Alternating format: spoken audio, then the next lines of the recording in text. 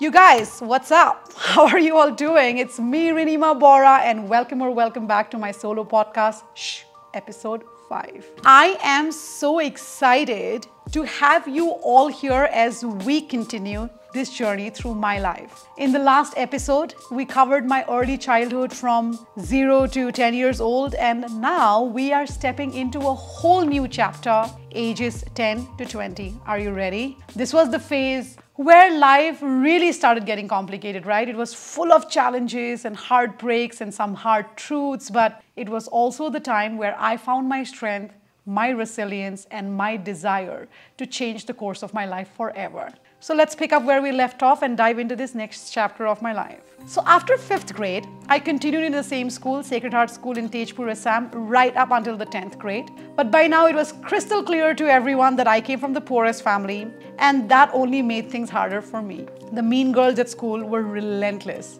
There was a particular group of 7 girls, Rashmi, Priyanka, Pooja, and more. These were the tall, model-looking girls who had all the boys' attention, and they were cruel. If you weren't part of their circle, you were basically a nobody, especially if you came from a poor background like me. And one of the hardest things about my school days was the struggle to find lasting friendships. I never really had a best friend. It seemed like every time I started to get close to someone, they would leave me behind. And the most painful experience was actually this girl called Smita, who I thought was my best friend for years. But in 8th grade, she suddenly abandoned me for another girl, Anisha. And I remember finding out through a letter that they were passing during a class where Smita wrote, and I read the letter. She wrote that she didn't want to be my friend anymore. It broke my heart and left me questioning myself, right? I was like, was I not a good friend? Was it because I came from a poorer family? Those questions have haunted me for years, by the way. And even today, I sometimes struggle to form deep, lasting friendships. Because I wonder if that early betrayal is part of why I find it hard to trust people fully now. But in the middle of all this, there were some people who stood by me, mostly boys. One of my closest friends at the time was a boy named Bikram Goswami. Oh, how I love his nature. He was one of the kindest souls I met, and we had a beautiful platonic friendship. He didn't care about my background or where I came from, and that made such a difference during those tough years. But even with friends like Bikram, the bullying and the loneliness I felt in school were constant reminders of where I came from. In 7th grade, something unexpected happened. I got my charms for the first time, but I also got my first proposal. A guy from the 9th grade named Dipankar started liking me, and he sent his friend Neil Kamal to propose on his behalf. And at the time, I really wasn't even thinking about boys. I was more focused on studying, playing, singing, dancing, and just spending time with my family. But I ended up saying yes, just because I didn't want to hurt his feelings. I was not into him at all. We were together from 7th to 10th grade, if you say so. Though it was like never anything serious, right? It was just one of those school loves and relationships where you say hi in the hallway and that's dating for you.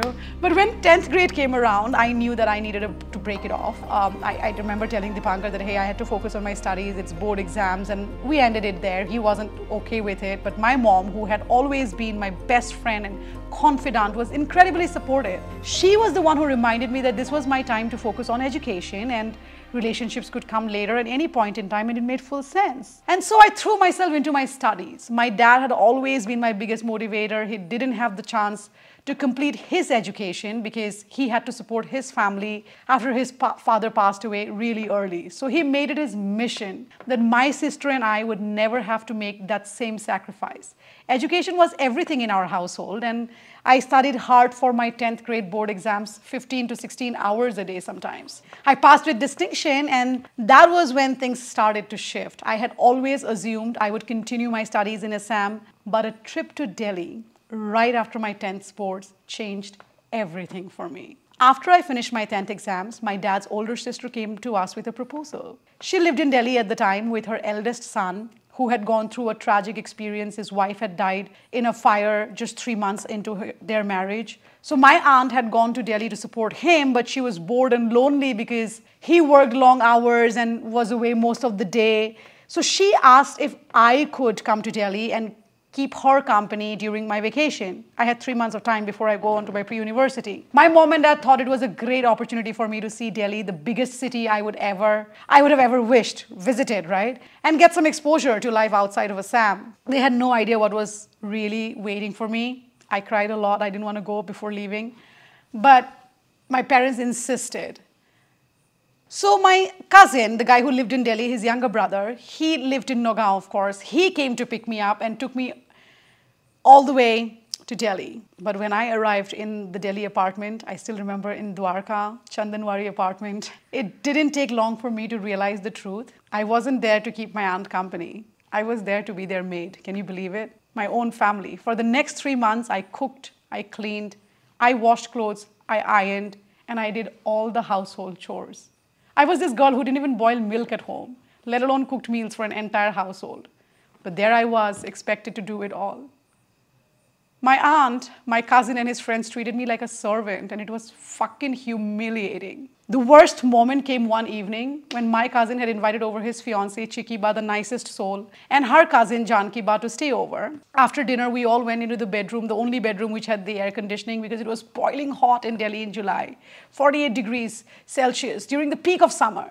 But as soon as I sat down, my cousin storms in and yells at me saying, "What are you doing, Rima, sitting here in the AC while my mom is washing dishes in the kitchen?" He accused me of being lazy and disrespectful, and I was so shocked that I didn't even know how to respond. His fiancée, Chikiba, she came to my defense and she said, "She's your sister, not a maid." But the damage was done. I spent the rest of the night crying alone in the guest room. And the next day, I just went back to doing all the chores without a word because you know why? I didn't have a choice. I was powerless. I didn't have money. 10 days before I was supposed to leave, my mom finally came to Delhi, and when she arrived, she saw the knife marks on both my thumbs because I didn't know how to chop vegetables. And I was cutting them wrong, and she started crying. That's when we both became the maids. My mom took over the chores to give me a break, and we counted down the days until we could leave that horrifying place. And amidst all the difficulties I faced in Delhi, though, there was one thing that gave me a bit of peace. Every evening after finishing my chores, I would take a walk around the apartment complex, and it was my only breather, my little escape from the suffocating life inside that house. And during one of those walks, I met this girl, Garima. She lived in the same apartment complex, and we started talking.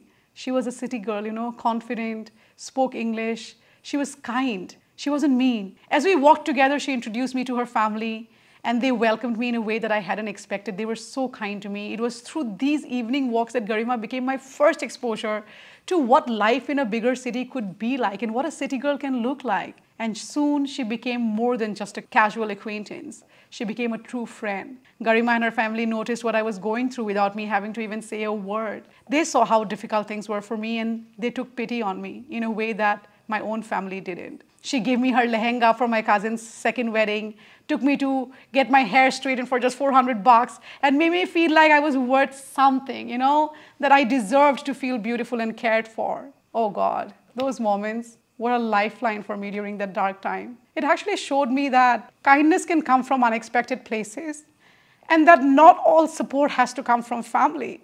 It was a powerful lesson, you know, that sometimes strangers show more humanity than your own blood relatives.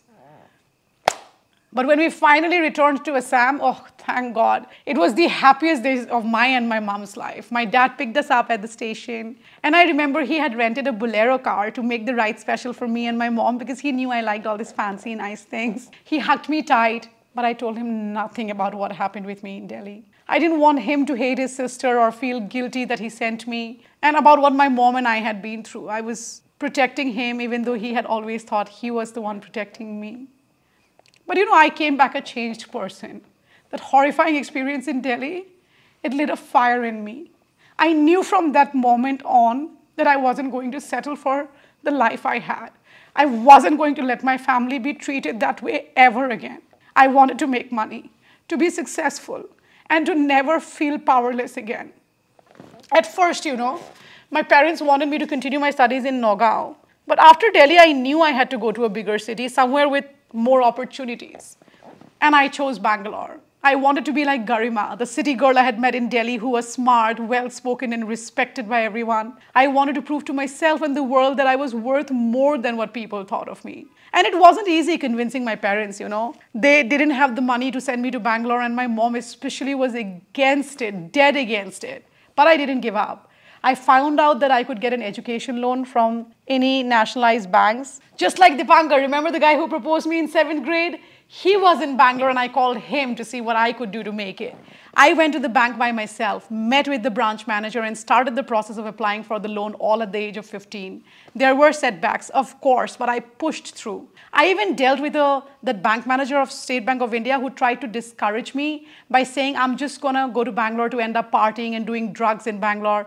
But I didn't let his words stop me. I got the loan approved and finally I was on my way to Bangalore city. But even getting to Bangalore wasn't smooth. You know, we had connecting trains back in the day, 2004 I'm talking of, first from Guwahati to Chennai and then from Chennai to Bangalore. But the journey from Chennai to Bangalore was supposed to be the last leg of our long trip, 3 nights, 4 days, but it turned into one of the most harrowing experiences of my life. So after the train from Guwahati to Chennai got delayed, we missed our connecting train from Chennai to Bangalore. And we were completely lost and confused standing there in Chennai's crowded station, our first time in such a big city. It was overwhelming for us, right? Small town people from Assam who had never dealt with anything like this before. In that moment, we didn't know what to do. And that's when a broker approached us, a short guy, I still remember, Tamilian man, pretending to help. We were so naive, so trusting that we didn't even question his intentions. He led us to a shady little shop where they promised they could fix our tickets. All it took was a quick scribble in pen over our original tickets. No electronic confirmation, no official documentation.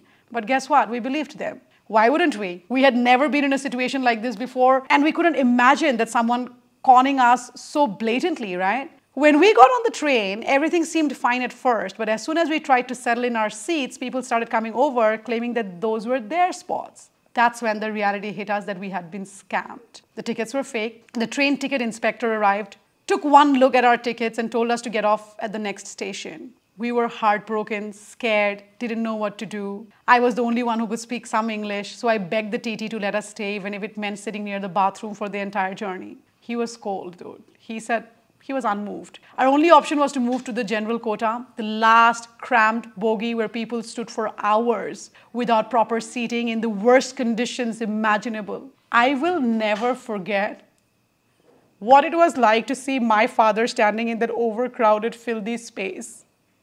My father, who had arthritis and could barely bend his knees, was in immense pain, but he refused to complain. And this was a man who always tried to protect me, and now he was suffering because of the fact that I was trying to dream to come to Bangalore. You know what I mean? My mother and I found a small metal bench for him to sit on, but even that was unbearable. And the journey was 24 hours long. Every second felt like a lifetime. I stood there holding back tears, wondering if this was all worth it.